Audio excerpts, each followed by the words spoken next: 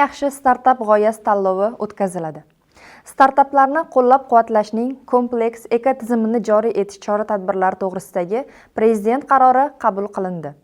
Qarorga ko'ra, 2026-2027 o'quv yilidan bosqichma-bosqich o'rta maxsus va kasbiy ta'lim tashkilotlari o'quvchilari hamda umumiy o'rta ta'lim tashkilotlarining 9-11 sinf o'quvchilari uchun har oyda 2 marotaba startap g'oyalarini yaratishga o'rgatuvchi mohirlik va biznes soati tadbirlari o'tkazilishi yo'lga qo'yiladi.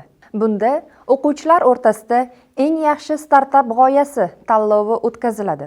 Tuman darajasidagi g'oliblarga 5 million so'mgacha, viloyat darajasida 10 million so'mgacha miqdorda mukofot beriladi. Loyihalar har chorakda o'quvchilarning ota-onalari, biznes va ilmiy hamjamiyat vakillariga taqdimot qilinadi.